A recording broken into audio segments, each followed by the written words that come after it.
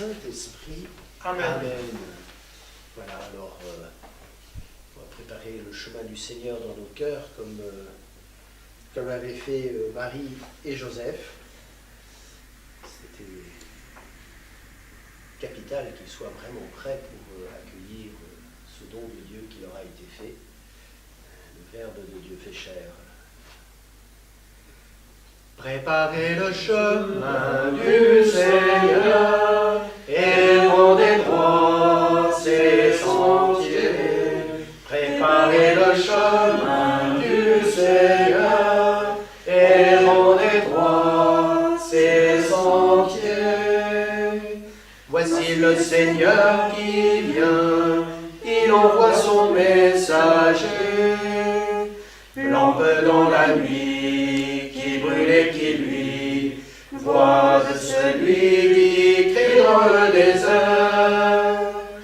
Préparez le chemin du Seigneur et rendez droit ses sentiers. Préparez le chemin du Seigneur et rendez droit ses sentiers. Voici le Seigneur qui vient, car les temps sont accomplis. La vie de l'époux est remplie de joie. Voici l'agneau qui ôte le péché. Préparez le chemin du Seigneur et rendez droit ses sentiers. Préparez le chemin du Seigneur et rendez droit ses sentiers. Voici le Seigneur qui vient, il est au milieu de vous. Ouvrez-lui vos cœurs et repentez-vous, vous recevrez le don du Saint-Esprit. Préparez le chemin du Seigneur et rendez droit ses sentiers. Préparez le chemin du Seigneur et rendez droit ses sentiers. Voici le Seigneur qui vient, il n'élève pas la voix, il ne brise pas le roseau froissé, il n'éteint pas la flamme qui faiblit. Préparez le chemin du Seigneur et rendez droit ses sentiers. Préparez le chemin du Seigneur et rendez droit ses sentiers. Voici le Seigneur qui vient et nous invite au festin. Veillez et priez, attendant l'époux, tenez en main vos lampes allumées. Préparez le chemin du Seigneur et rendez droit ses sentiers. Préparez le chemin du Seigneur et rendez droit ses sentiers. Voici le Seigneur qui vient dans sa grande gloire. À ceux qui auront veillé dans la foi, il donnera la couronne de vie. Préparez le chemin du Seigneur et rendez droit ses sentiers. Préparez le chemin du Seigneur et rendez droit ses sentiers.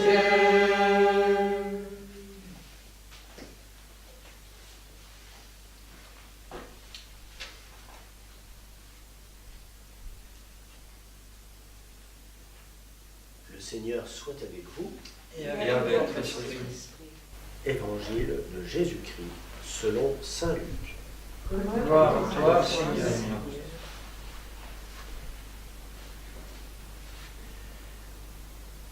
En ces jours-là, comme il y avait de nouveau une grande foule et que les gens n'avaient rien à manger, Jésus appelle à lui ses disciples et leur dit « J'ai de la compassion pour cette foule, car depuis 3 jours déjà, ils restent auprès de moi et n'ont plus rien à manger. Si je les renvoie chez eux à jeun, ils vont défaillir en chemin, et certains d'entre eux sont venus de loin. » Ses disciples lui répondirent « Où donc pourra-t-on trouver du pain pour les rassasier ici dans le désert ?» Il leur demanda « Combien de pain avez-vous » Ils lui dirent « 7. » Alors il ordonna à la foule de s'asseoir par terre. Puis, prenant les 7 pains et rendant grâce, il les rompit et il les donnait à ses disciples pour que ceux-ci les distribuent. Et ils les distribuèrent à la foule. Ils avaient aussi quelques petits poissons que Jésus bénit et fit aussi distribuer. Les gens mangèrent et furent rassasiés. On ramassa les morceaux qui restaient. Cela faisait 7 corbeilles. Or, ils étaient environ 4000. Puis Jésus les renvoya. Aussitôt, montant dans la barque avec ses disciples, il alla dans la région de Dalmanutha.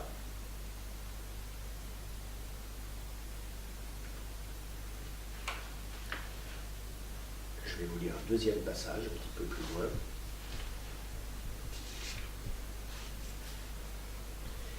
6 jours après, Jésus prend avec lui Pierre, Jacques et Jean, et les emmène eux seuls à l'écart sur une haute montagne, et il fut transfiguré devant eux. Ses vêtements redevinrent resplendissants d'une blancheur telle que personne sur terre ne peut obtenir une blancheur pareille. Élie leur apparut avec Moïse, et tous deux s'entretenaient avec Jésus. Pierre alors prend la parole et dit à Jésus, « Rabbi, il est bon que nous soyons ici. Dressons donc 3 tentes, une pour toi, une pour Moïse et une pour Élie. » De fait, Pierre ne savait que dire, tant leur frayeur était grande. Survint une nuée qui les couvrit de son ombre, et de la nuée une voix se fit entendre. « Celui-ci est mon fils bien-aimé, écoutez-le. » Soudain, regardant tout autour, ils ne virent plus que Jésus, seul avec eux. Ils descendirent de la montagne, et Jésus leur ordonna de ne raconter à personne ce qu'ils avaient vu avant que le Fils de l'homme soit ressuscité d'entre les morts. Et ils restèrent fermement attachés à cette parole, tout en se demandant entre eux ce que voulait dire « ressuscité d'entre les morts ». Acclamons la parole de Dieu. Louange à toi, Seigneur Jésus.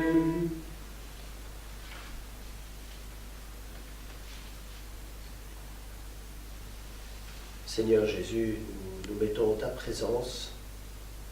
Aujourd'hui, tu es transfiguré avec ton humanité dans le ciel depuis ta résurrection. Tu es dans la gloire. Et pourtant, tu continues à nous nourrir comme tu as nourri les foules au désert. Nous marchons à travers le désert.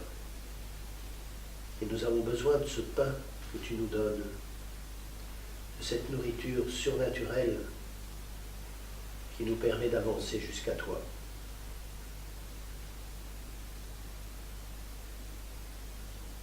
Seigneur, nous te rendons grâce, nous te bénissons, nous te remercions d'être venu vivre au milieu de nous, pour te donner à nous de cette manière.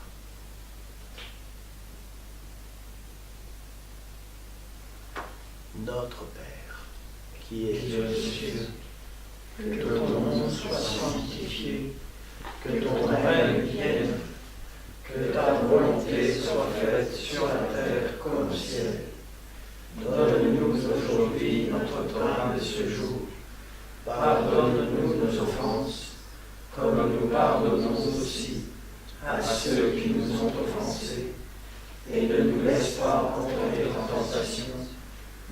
délivre-nous du mal. Car c'est à À toi toi qu'appartiennent le règne, la puissance et la gloire, pour les siècles des siècles.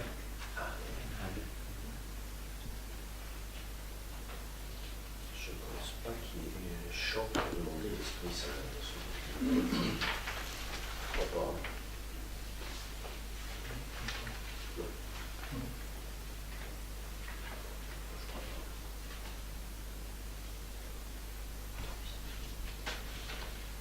Au nom du Père, du Fils et du Saint-Esprit.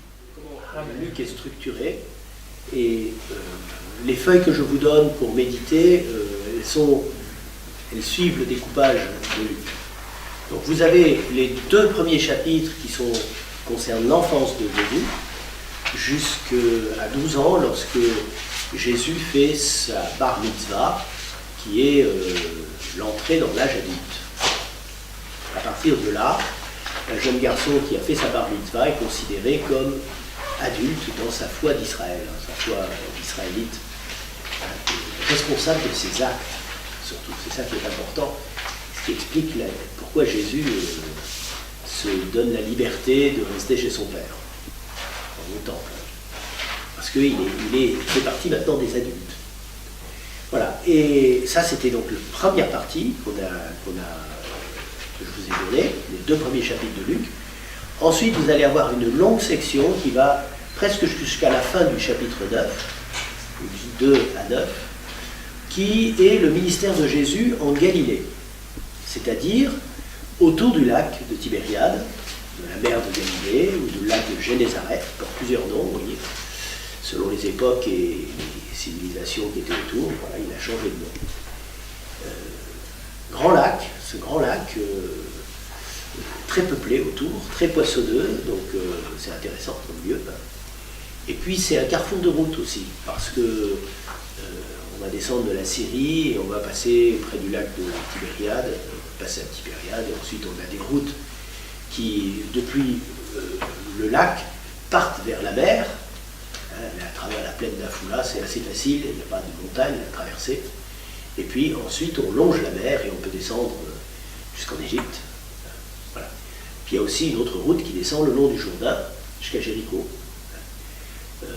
Jéricho qui est une ville très ancienne, puisque les fouilles du tel Jéricho nous révèlent que c'est une ville qui existait déjà 9000 ans avant Jésus-Christ. Donc vous voyez, elle a presque 12 000 ans d'âge, cette ville. Elle a été reconstruite, elle aurait été reconstruite 70 fois sur le même site. Voilà, donc ça vous situe un petit peu donc le cadre de la géographique de la Galilée et du lac de Tibériade. C'est une région donc très peuplée, c'est une région où se mêlent des populations païennes avec les Juifs. Donc c'est pas comme en Judée où là c'était au moins dans toute la proximité de Jérusalem, c'était vraiment juif, quoi. Que des Juifs, que des descendants d'Israël. Alors que là, c'est vraiment le carrefour des nations, la Galilée. C'est pas par hasard si Jésus a choisi ce lieu pour commencer son ministère. Donc il va beaucoup rayonner tout autour, toutes les villes autour, il va même aller assez loin, puisqu'il va même aller jusqu'en Phénicie. Voilà, alors on va continuer à le suivre, donc on l'a déjà suivi jusqu'au chapitre 7, et là, on va avancer, puis je vais avoir un certain nombre de passages où je vais m'arrêter un peu plus longtemps. Donc si vous avez votre Bible ou votre Évangile, prenez donc au chapitre 7 de Saint Luc, et là, vous allez d'abord avoir un petit passage où Jésus va faire l'éloge de la foi d'un païen. Ça commence comme ça au chapitre 7. Il y a un centurion romain qui est donc de Capharnaüm, et il avait beaucoup de sympathie en fait pour le judaïsme. Il va venir auprès de Jésus pour demander,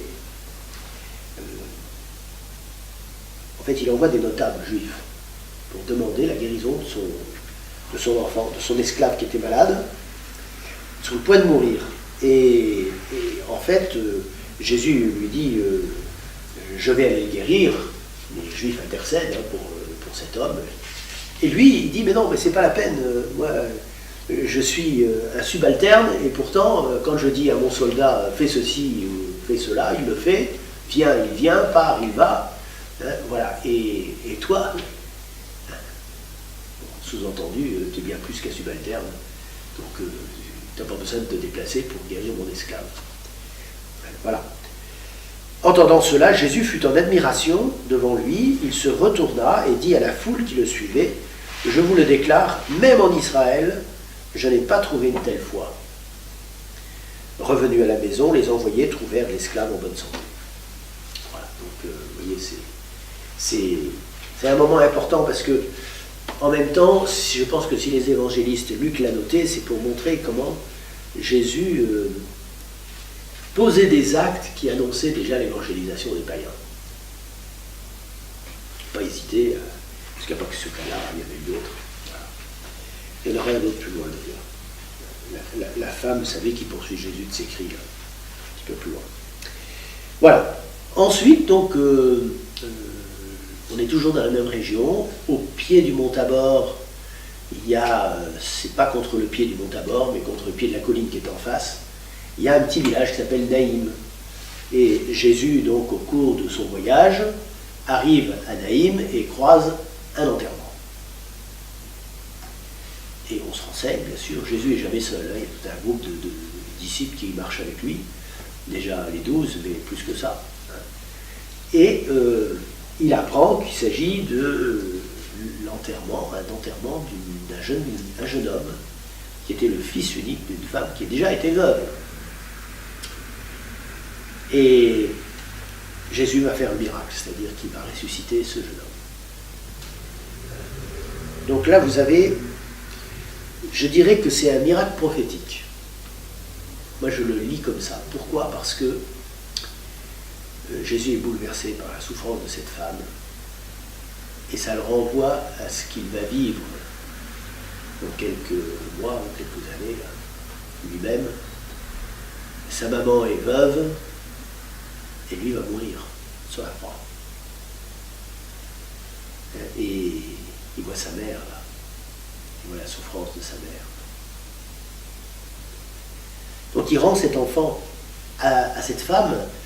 Et d'une certaine manière, il prophétise sa propre résurrection. Lui aussi sera rendu à sa mère. Dans la puissance de Dieu, hein, il se relèvera d'entre les morts. Vous voyez, c'est vraiment pas par hasard si Luc a noté ce miracle. Je ne sais pas si les autres le notent, je crois qu'il est le seul. Et il est le seul à le raconter. Les parallèles ne racontent pas ce miracle. Vous voyez, c'est dire aussi que en 3 ans de vie publique, Jésus a accompli un nombre incalculable de signes. C'est pas possible de tout raconter. Donc, les évangélistes, ils ont puisé dans des, dans des récits ou des souvenirs quelquefois. Quand c'est Matthieu ou Jean, c'est leurs souvenirs. Hein, ils étaient apôtres. Mais ils n'ont pas raconté tout, c'est pas possible. 3 ans de vie, ils leur faisaient tous les jours des miracles. Il y a des prodiges. Quelquefois, quand il y a des foules, c'est à la chaîne. Les prodiges arrivent à la chaîne, quoi. Donc c'est pas possible de tout raconter. Mais je pense que Luc a choisi ça justement parce qu'il était très proche de Marie et il a vu, lui, un signe de ce que Jésus allait vivre plus tard. Alors ensuite, vous allez avoir Jean-Baptiste. Question de Jean-Baptiste, parce que forcément, le fait que Jésus a une notoriété qui grandit, puisque vous voyez, ça fait déjà quelques mois qu'il accomplit son ministère en Galilée, quelque part, ça blesse les disciples de Jean-Baptiste. Parce que ces disciples de Jean-Baptiste, ceux qui n'ont pas suivi Jésus, ils sont très attachés à leur maître, enfin à leur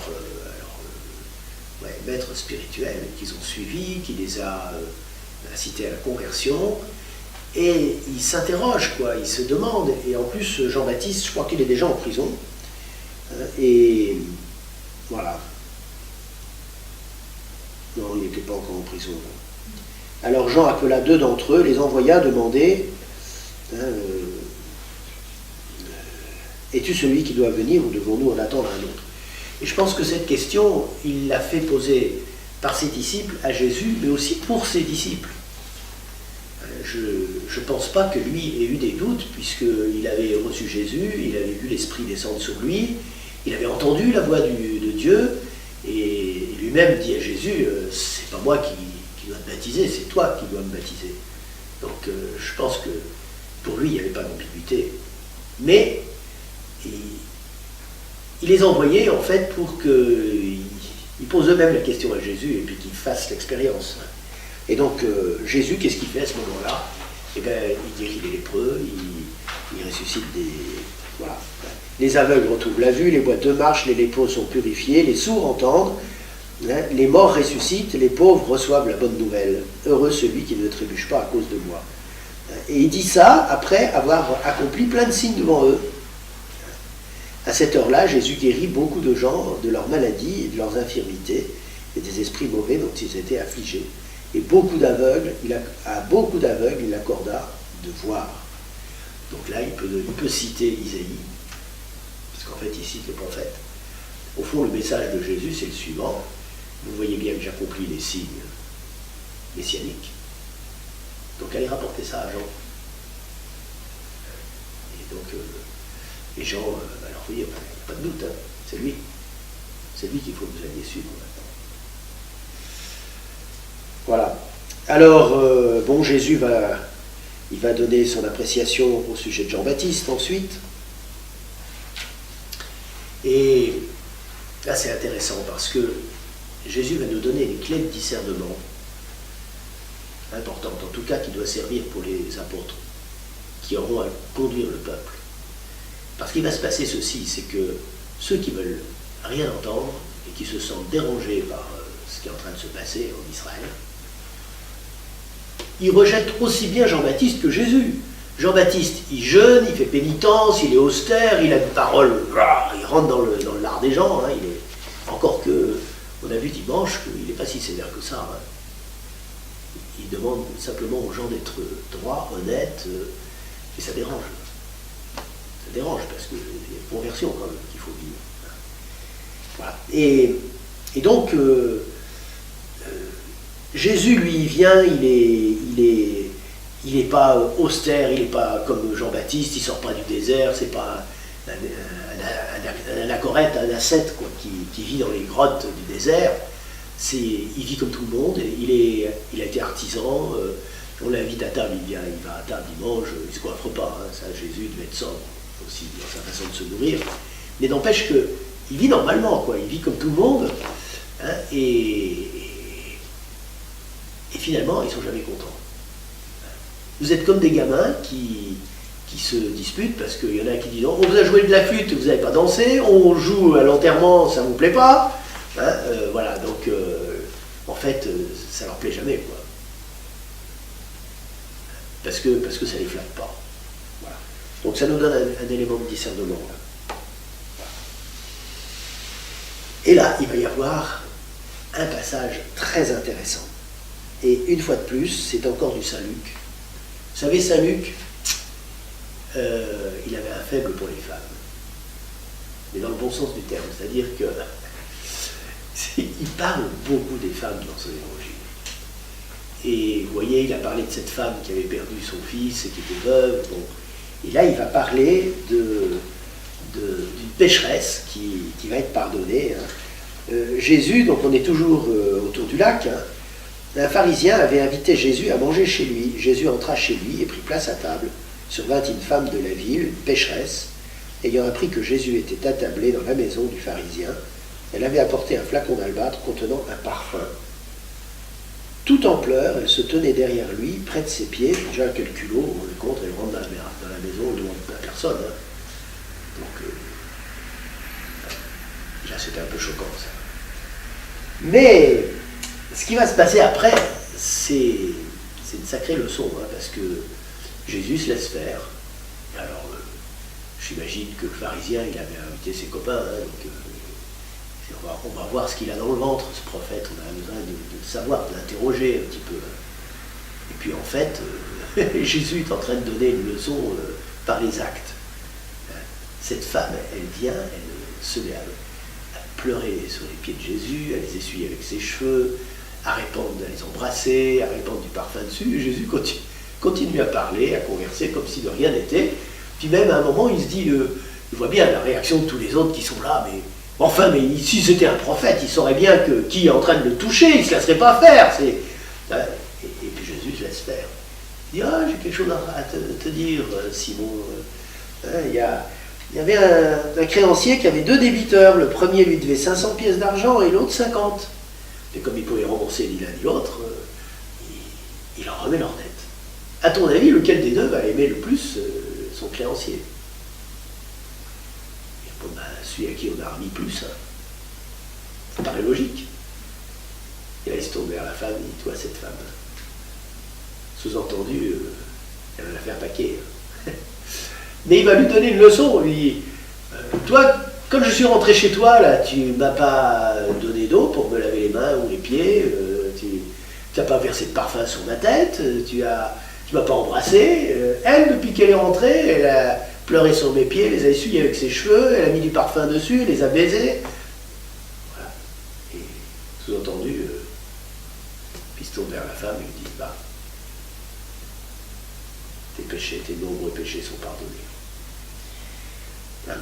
Tes péchés sont pardonnés. Les convives se mirent à dire en eux-mêmes, mais qui est cet homme qui va jusqu'à pardonner les péchés? Jésus dit alors à la femme, ta foi t'a sauvée, va en paix.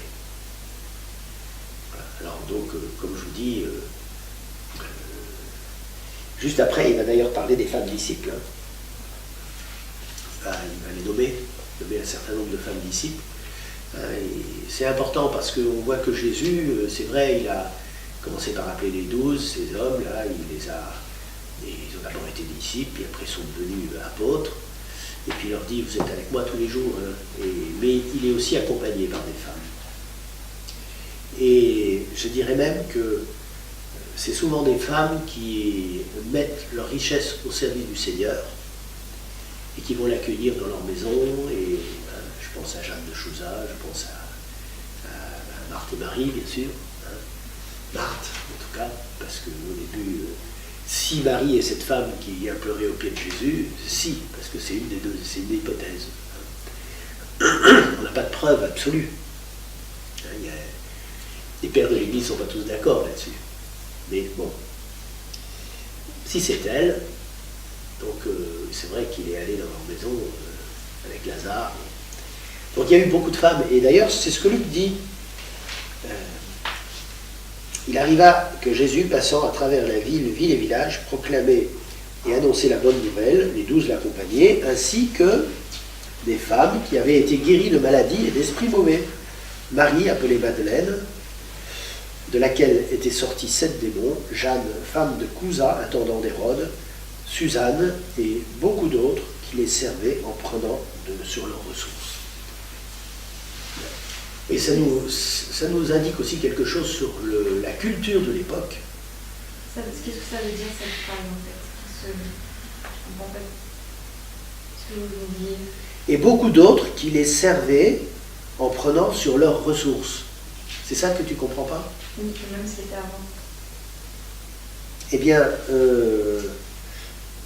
parce que Luc profite de l'occasion de la guérison de cette femme, du pardon qui est donné à cette femme, pour parler des femmes disciples. Il dit les 12 l'accompagnaient dans ses pérégrinations, mais il y avait aussi quelques femmes qui avaient été guéries de maladies et d'esprits mauvais. Et puis il en nomme quelques-unes, Marie, appelée Madeleine, de Magdala, Marie de Magdala, la Magdaléenne, de laquelle étaient sortis 7 démons. Jeanne, femme de Cousa, l'intendant d'Hérode, Suzanne et beaucoup d'autres qui les servaient en prenant sur leurs ressources. Est-ce que tu comprends? Donc elles étaient disciples, un peu moins. Elles étaient disciples, au même titre que les apôtres. Mais bon, les apôtres, c'est parmi les disciples 12 hommes que Jésus a choisis pour qu'ils soient tout le temps avec lui. Qu'ils soient témoins de toutes ses paroles, de tous ses gestes, qu'ils fassent tous les voyages avec lui. En fait, il s'est attaché 12 hommes à lui pour aller partout avec lui. Être témoin de toutes choses, quoi. Les autres disciples, ils passait quelque temps avec Jésus, puis ensuite il partait en mission et il revenait. Enfin, on voit que voilà, c'était pas tout le temps. Tandis que les 12, oui. Et on voit que les femmes, elles suivaient aussi. Il y avait aussi un groupe de femmes, dont donc Marie-Madeleine, de Magdala, de laquelle étaient sortis 7 démons, Jeanne, Suzanne, et on notera d'autres noms aussi après, parce qu'on aura, on va avoir Marie d'Alphée, qui est la mère de 2 des apôtres, hein, Jacques et Jude, et puis on aura Marie Salomé. Enfin, voilà, il y a plusieurs autres noms de femmes qui sont donnés dans les Évangiles. Voilà. Alors là, on va avoir ensuite la fameuse parabole du semeur. Cette parabole du semeur, par contre, ce n'est pas une spécialité de Saint Luc. Matthieu et Marc la racontent aussi. En fait, elle est fondamentale. Il va y avoir, c'est ce qu'on appelle les paraboles du royaume. Jésus va en donner, comme ça tout au long de l'évangile, vous avez des paraboles du royaume qui sont données. Matthieu va les regrouper dans le chapitre 13 de son évangile. Il en regroupe 5 ou 6, 7, je ne sais pas combien, il y a un certain nombre. Mais là, Luc, il va plutôt les disperser au cours de l'évangile, comme ça, au cours de son récit. Et il donne celle-là, qui est la parabole du semeur. Vous voyez, c'est important cette parabole du semeur parce qu'elle est fondamentale. Les apôtres vont demander l'explication de cette parabole parce qu'ils ne la comprennent pas. Voilà. Et alors Luc l'a fait de manière assez concise, puis il met tout de suite l'explication de Jésus. Voici ce que signifie la parabole. Le semeur, c'est la parole de Dieu. Il y a ceux qui sont au bord du chemin. Ceux-là ont entendu la parole, puis le diable survient et il enlève, parce que, vous savez, vous mettez du grain sur le macadam, ça ne va pas pousser. Par contre, vous avez les pigeons qui sont sur la cathédrale, ils vont vite trouver ça, et voilà. Donc, c'est ce qui se passe. Un cœur qui est macadamisé ne peut pas recevoir la parole de Dieu. Les démons se dépêchent de l'enlever pour qu'elle prenne pas racine. Mais vous avez aussi des gens qui sont au bord du chemin, c'est-à-dire que c'est pas le champ. Hein. Puis là, au bord du chemin, si vous laissez faire la nature, ça va s'encombrer de ronces, de broussailles, de trucs comme ça. Et donc, qu'est-ce qui va se passer pour le grain? La parole de Dieu, le grain va lever, puis il va être étouffé par il va être étouffé et il ne va pas pouvoir porter de fruits. Donc ça, c'est les soucis de la vie. En fait, Jésus est en train d'expliquer quel est l'état intérieur qu'il faut avoir pour pouvoir accueillir la parole de Dieu. Et ça, on peut le changer. Nous avons un pouvoir sur notre état intérieur. Il va dire aussi, il y a ceux qui sont le sol pierreux. Le sol pierreux, c'est des gens qui ne sont pas de constance. Vous savez, il y a beaucoup de gens qui sont comme ça. Ils s'enthousiasment pour un truc comme ça pendant 8 jours, 15 jours, 3 semaines, 1 mois pour les plus courageux, et puis après, poum, ça ne leur plaît plus.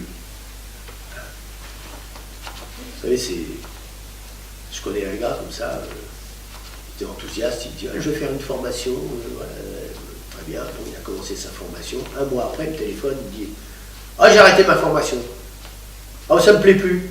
Donc, je dis, si tu fais ça, tu n'iras pas loin. Les gens qui zappent tout le temps, ils n'arrivent pas à se fixer. Alors, comment voulez-vous que la parole porte du fruit en eux? Ne peut pas s'enraciner. On passe à autre chose tout le temps. On passe. Papillonne. Bon, alors ça ne porte pas de fruits. Et finalement, il y a la bonne terre.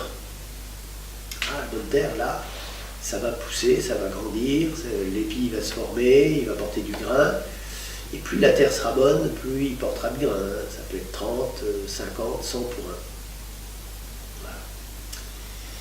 Donc là, cette parabole du royaume, c'est la première, c'est la plus fondamentale. Il y en a plein d'autres qui vont se greffer là-dessus, où Jésus va continuer à développer cette image de la graine. Il va prendre aussi l'histoire du levain dans la pâte. Enfin, voilà. Donc, il est la parole de Dieu venue au milieu de nous. Donc, comment je l'accueille? Plein de gens, ils ne se posent même pas la question de savoir qui est Jésus. Ils savent qu'il a existé, ils ont peut-être entendu un peu parler, mais il ne faut pas l'effort d'aller plus loin, quoi. De se dire, mais je suis peut-être concerné par ce que cet homme a fait. Alors, c'est pas votre cas puisque vous le cherchez. Vous êtes là. Donc, soyez des chercheurs de Dieu jusqu'au bout de votre vie, quoi, sans arrêt, quoi qu'il arrive. Alors, comment être une bonne terre? Ah, ben, il faut obéir à la parole. C'est l'obéissance qui va faire de nous une bonne terre. C'est facile à comprendre parce que, en fait, qu'est-ce qui a mis le bazar dans la vie des hommes? C'est la désobéissance. Et qu'est-ce que Jésus fait? Il vient nous réapprendre l'obéissance. Vous vous rendez compte, le Fils de Dieu, il a choisi un couple humain, il a choisi son père et sa mère, c'est vrai. Mais il a été obéissant. Il leur était soumis, dit le même salut qu'au début. Hein. Donc voilà. Donc si je fais cet effort de connaître la parole, il faut que je l'approfondisse. Ça ne va pas pousser tout seul. Ma terre, il faut que je la travaille. Il faut que je travaille ma terre intérieure. Si je ne travaille pas ma terre intérieure, la parole ne pourra pas s'y enraciner. Et le rôle de la lectio, c'est justement ça. C'est que ça va permettre à la parole de s'enraciner en nous. Alors, après, il ne faut pas se torturer l'esprit et se faire des nœuds dans la tête pour savoir mais comment je vais faire dans telles circonstances et tout. Alors ça, c'est ce que faisaient ceux qui vivaient sous la loi, hein, sous le régime de la loi. Non, si je suis en communion avec le Seigneur, son esprit me donnera ce que je dois faire au bon moment. Et nous, on voudrait toujours savoir à l'avance, on veut toujours maîtriser, on veut toujours anticiper, mais largement, avoir de la marge, quoi, pour... non, pas un peu ça. Mais non, le Seigneur, il nous dit, mais non, moi je te donne la grâce au moment où tu en as besoin. Je ne te la donne pas la veille pour le lendemain. Ça, c'est intéressant. C'est la manne nous apprend ça. Hein. Parce que la manne, ce qu'il trouvait le matin, c'était pour la journée. Hein. Si gardé pour le lendemain, c'était pourri. Hein. Le Seigneur les a éduqués, il leur a dit, mais non, faites confiance, quoi. Moi, je vous donne ce dont vous avez besoin au présent. Hein. Voilà. Nous, il faut qu'on fasse notre travail correctement. Voilà, ce qu'on a à faire. C'est sûr que si le paysan il ne va jamais semer le grain dans son champ, il n'y aura pas de blé à la récolte. Mais voilà, s'il fait les choses au bon moment, hein, à bon escient, ben, les choses, ça va, il récoltera. Mais en son heure. Chaque jour suffit sa peine. Voilà, alors, je vais bientôt m'arrêter. Hein. Donc, qu'est-ce qui se passe? Ensuite, vous avez... On va avoir plusieurs choses qui vont se passer. Il y a la tempête apaisée, vous allez avoir un exorcisme d'un père possédé. Et là, ça a dû être un exorcisme d'une grande violence, ça. Parce que cet homme, quand Jésus le délivre, il a une légion de démons en lui. Et donc, pour sortir, ils vont aller se mettre dans le troupeau, ils vont détruire un troupeau complet de 2000 porcs. C'est impressionnant, quoi. Et qui était donc qui étaient ces démons qui possédaient cet homme? Ça devait être très encombré chez lui. Une légion de démons. Bref, donc les pauvres porcs, ils ne vont pas s'y porter. Ils sont tous morts dans le lac. Et alors là, donc, Jésus va raconter une deuxième résurrection. Il a raconté la résurrection du fils de la veuve de Naïm, il va raconter la résurrection de la fille de Jaïr. Jaïr étant le responsable de la synagogue de Capharnaüm. Et Jésus, rentrant de mission, débarque, hein, et on dit, ah, il y a la fille de Jaïr qui est en train de mourir. Enfin, Jaïr vient à sa rencontre pour lui demander de venir. Et, hein, voilà. Et ici, les pères de l'Église se sont régalés dans l'interprétation, parce que vous allez avoir deux miracles imbriqués l'un dans l'autre. Jaïr vient chercher Jésus en lui disant « Viens vite, il y a ma petite fille qui est à toute extrémité, elle est en agonie, quoi, elle est en train de mourir. » Et puis en fait, le temps d'aller du débarcadère jusqu'à la maison, c'est pas grand, hein, parce que quand on est allé à Capharnaüm, la ville n'est pas très étendue. Hein. Mais il y avait une telle foule, Jésus était pressé de tous côtés, il n'arrivait pas à avancer, quoi. C'était impossible, quoi. Il y avait les mamans qui voulaient faire bénir leur bébé, les gens qui voulaient lui poser des questions, tout le monde voulait le toucher, enfin bref.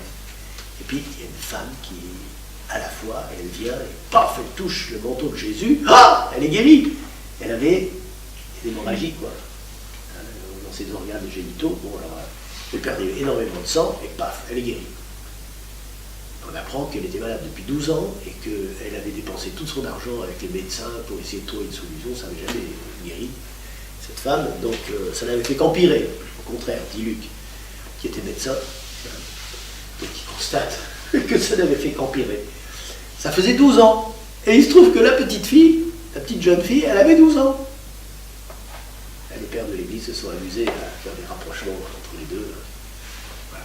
L'enfant de 12 ans que Jésus va ressusciter, et cette femme qui était malade depuis 12 ans, justement dans les organes qui donnent la vie, sont faits pour transmettre la vie.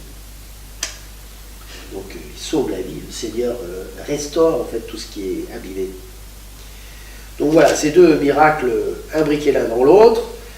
Et puis Jésus, de temps en temps, va aussi mettre ses apôtres à l'épreuve. Donc après leur avoir bien instruit, il les envoie en mission. Il les envoie en mission et tout se passe bien, il se passe des choses magnifiques. Et alors, vous voyez, Luc raconte une deuxième multiplication des pains. Moi, je vous ai lu la première multiplication des pains. Et là, il va y avoir une deuxième. Et là, dans celle-là, c'est avec le petit jeune homme, vous savez, qui a ses 5 pains et ses 2 poissons. Il y avait environ 5000 hommes. Nous n'avons pas plus de 5 pains et 2 poissons.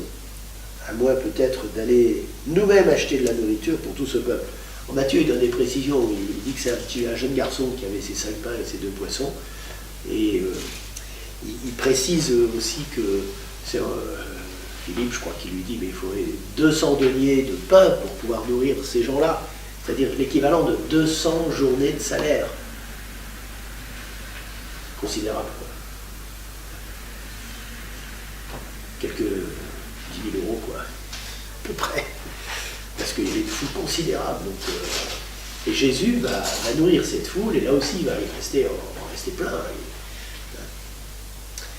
Voilà. Et alors, dans cette partie, justement, ce qui est intéressant, c'est que il va y avoir d'abord le récit de la transfiguration que je vous ai lu, mais encadrant le récit de la transfiguration, il y a l'annonce de la passion. C'est-à-dire que là, on sent qu'il y a un basculement dans l'évangile. Vous voyez, il y a eu, comment je pourrais dire, au début, tout est merveilleux. La puissance de Jésus s'exerce, les malades sont guéris, les lépreux sont guéris, les aveugles voient, les sourds entendent, les boiteux marchent. Enfin, bref, c'est extraordinaire, il apaise la tempête, enfin, il multiplie les pains, il fait... Mais voilà que Jésus commence à parler de sa mort. Il ne parle de rien du tout. Hein. Vous savez, ça fait ça, et ça ressort de l'autre côté. Ça ne rentre pas dans leur esprit. Et avant de monter avec Pierre, Jacques et Jean sur la montagne, il leur annonce la passion. Au dire des foules, qui suis-je? Alors, ça c'est facile, ils sont bavards, là. Tout le monde parle. Tout le monde a des idées. Ah oui, Jean-Baptiste, Élie, un prophète qui est revenu, Jérémie, Ézéchiel. Ben, voilà, il cite les prophètes. Puis... Et vous? Pour vous, qui suis-je? Alors, la version de Luc est plus courte que celle de Matthieu, moins complète. Hein. Mais en tout cas, il répond. Hein, il met dans la bouche de Pierre, Pierre prit la parole et dit, tu es le Christ, le Messie de Dieu. C'est curieux d'ailleurs, parce que Christ, Messie, ça veut dire la même chose. Christos, c'est en grec, et Meshia, c'est en hébreu, en araméen. C'est étonnant, cette citation de Luc. Voilà, en tout cas, Jésus l'annonce, enfin, Jésus fait sortir ça de la bouche de Pierre, mais il va tout de suite dire, surtout, taisez-vous, hein, je vous défends d'en parler, parce que, bon, je ne dis pas pourquoi, hein, je vous défends d'en parler, Parce qu'il faut que le Fils de l'homme souffre beaucoup, qu'il soit rejeté par les anciens, les grands prêtres et les scribes, qu'il soit tué, et que le troisième jour il ressuscite. Et là, il ne rentre pas trop dans les détails. Mais après la transfiguration, il va remettre ça, hein, pas tout de suite, mais quelque temps après. En descendant de la montagne, il va délivrer un enfant épileptique. Et là, Luc a encore une analyse intéressante. Hein, il dit il était à la fois possédé et épileptique. À peine l'enfant s'était-il approché que le démon le terrassa et le fit entrer en convulsion. Jésus menaça l'esprit impur, guérit l'enfant et le rendit à son père. Voilà, donc là, vous avez un double miracle. Il y a un exorcisme et il y a une guérison de l'enfant que les apôtres n'ont pas pu guérir. Et là, vous voyez, à travers, c'est là où on voit que Jésus, pour former les apôtres, il ne leur fait pas des topos théoriques. Il leur il pose des actes. Et là, il va les enseigner, parce que les apôtres, ils ont essayé de délivrer cet enfant, puis ça n'a pas marché. Ils n'ont pu ni le guérir, ni le délivrer. Alors il dit, enfin, Seigneur, comment ça se fait? Tu nous as pourtant donné le pouvoir et tout ça. Et là, il leur dit, cette espèce-là ne se chasse que par le jeûne et la prière. Voilà, donc c'est une sacrée leçon, hein, aussi. Voilà, et donc on arrive à la deuxième annonce de la Passion, et là il va être plus explicite, et on arrive au bout de la section. Hein. Une discussion survint, pardon, je vais vous lire un passage plus en détail, excusez-moi. Comme tout le monde était dans l'admiration devant tout ce que Jésus faisait, il dit à ses disciples, « Ouvrez bien vos oreilles à ce que je vous dis maintenant. Le Fils de l'homme va être livré aux mains des hommes. » Mais les disciples ne comprenaient pas cette parole. Elle leur était voilée, si bien qu'ils n'en percevaient pas le sens. Ils avaient peur de l'interroger sur cette parole. Une discussion survint entre les disciples pour savoir qui parmi eux était le plus grand. Mais Jésus, sachant quelle discussion occupait leur cœur, prit un enfant, le plaça à côté de lui et il leur dit, « Celui qui accueille en mon nom cet enfant, il m'accueille moi. Et celui qui m'accueille, accueille celui qui m'a envoyé. En effet, le plus petit d'entre vous tous, c'est celui-là qui est grand. » Jean, l'un des 12, dit à Jésus, « Maître, nous avons vu quelqu'un expulser des démons en ton nom, et nous l'en avons empêché, car il ne marche pas à ta suite avec nous. » Jésus lui répondit, « Ne l'en empêchez pas, qui n'est pas contre vous et pour vous. » Alors, vous voyez, là, il y a une parole qui est très importante, c'est là que conclut la section. Elle est très importante, et je vous explique pourquoi. Cette parole est très importante parce que Jésus dit « qui n'est pas contre vous et pour vous ». Et un peu plus loin, il dira « qui n'abasse pas avec moi disperse ».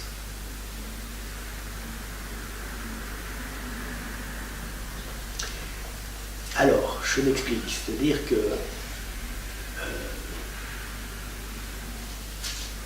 dans la réponse qu'il donne ici, il parle des disciples. Il dit aux disciples, ne soyez pas perturbés, si les gens guérissent en mon nom, qu'ils invoquent mon nom et qu'ils obtiennent des choses de moi, laissez faire. De toute façon, ils ne peuvent pas mal parler de moi après avoir fait un miracle en mon nom, un exorcisme. Ils ne peuvent pas mal parler de moi. Donc, ça n'entrave pas votre mission à vous, puisque vous êtes chargé de parler de moi et d'annoncer qui je suis.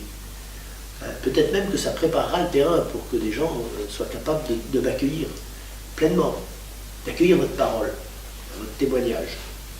Par contre, Jésus dit qu'il n'abasse pas avec moi disperse. Et effectivement, si ces gens-là sont rejoints par une prédication, une annonce la vérité. Jésus est la vérité. Quand on annonce Jésus, on annonce la vérité.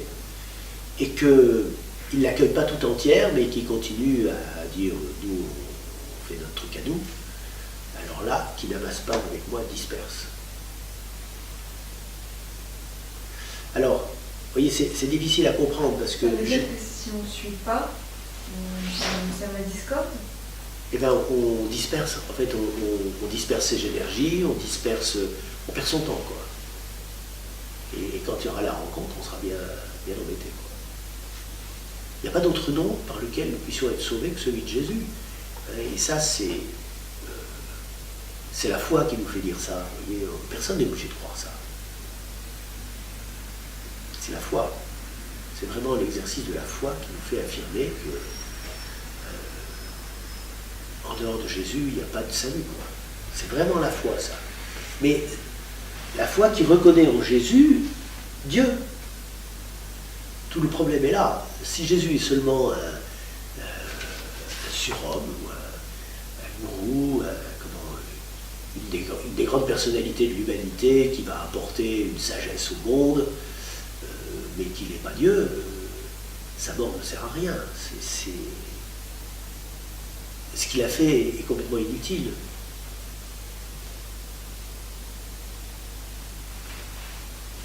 La mort des innocents, ça ne sauve pas le monde. Jésus est innocent, mais il sauve le monde parce qu'il est Dieu. C'est Dieu lui-même qui souffre la passion en Jésus. C'est ça qui fait son prix infini. Mais ça, c'est vraiment la foi qui nous fait dire ça, parce qu'on n'a aucune preuve, on ne peut pas démontrer que Jésus est Dieu. On ne peut pas démontrer que Jésus est Dieu, mais on peut seulement montrer qu'il est raisonnable de croire qu'il est Dieu. Que c'est pas idiot du tout, quoi. Il y a vraiment des arguments, quoi, sur lesquels on peut s'appuyer, et que l'Évangile nous montre. Et tout à l'heure, là, l'Évangile, Jésus, on dit qu'il connaissait la pensée des gens. Il connaît la pensée des gens, il connaît tout ce qu'on pense. Tout ce qu'on dit dans le secret et tout ça, hein. Lui, il n'a pas besoin d'avoir des GPS et des radars pour savoir où sont les gens et ce qu'ils pensent. Hein. Il connaît la pensée de tout le monde. Il sait ce qu'il y a dans le cœur de l'homme, il nous connaît mieux que nous-mêmes. Voilà. Mais ça, c'est la foi qui va me faire dire ça. Personne n'est obligé de croire ça. Surtout pour nous aujourd'hui, parce que nous, on n'a pas Jésus devant nous. Hein? Les apôtres, nous, on le connaît à travers des témoignages. C'est des témoignages qui sont là-dedans. Alors, ce qui est magnifique, c'est que justement, le Seigneur, il accompagne son Église avec des signes qui confirment sans arrêt que la foi en Jésus-Christ donne le salut, accomplit le salut, sans arrêt.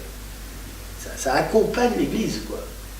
Et je dirais même que ça accompagne plus large que l'Église catholique, parce qu'il y a beaucoup de chrétiens qui confessent le Christ, qui ne sont pas en communion totale avec l'Église catholique, et puis qui obtiennent aussi des grâces, parce que Dieu, il est miséricorde pour tout le monde.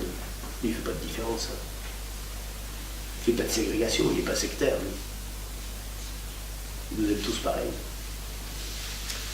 Bon, voilà.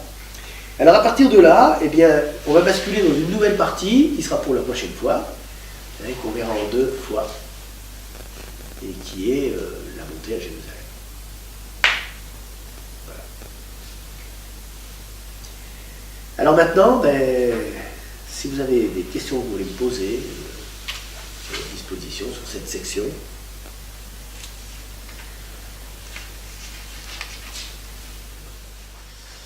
Alors, pour conclure ce temps de prière, on va se remettre dans les mains de la Vierge Marie. Et ouais, j'ai vu ça sur mes mails, mais je sais pas, j'ai pas eu le réflexe de le sortir. Il y a l'évêque de Gap, donc Notre-Dame-du-Lot, qui a le 8 décembre lancé une neuvaine de prière pour la France. On est dedans jusqu'à dimanche. Donc, il a composé une prière pas très longue, mais il a surtout proposé soit de dire un chapelet, soit de dire l'Angélus, pour ceux qui n'ont pas le temps ou qui ne se lancent pas dans un chapelet complet. pour la France, vraiment pour que la France guérisse de son mal-être. Donc, Vierge Marie, c'est en ta présence que nous nous mettons et nous te demandons ton intercession et de prendre sous ton manteau tous les enfants de l'Église et tous les enfants de France. Et que tu nous gardes chacun et chacune d'entre nous avec tendresse. Que tu nous gardes dans la foi. Je vous salue Marie, pleine de grâce, le Seigneur est avec vous. Vous êtes bénie entre toutes les femmes, et Jésus, le fruit de vos entrailles, est béni. Sainte Marie, Mère de Dieu, priez pour nous pauvres pécheurs, maintenant et à l'heure de notre mort. Amen. Le Seigneur soit avec vous, Et avec votre esprit. que Dieu Tout-Puissant vous bénisse, le Père, le Fils et le Saint-Esprit. Amen. Allez et demeurez dans la paix du Christ. Nous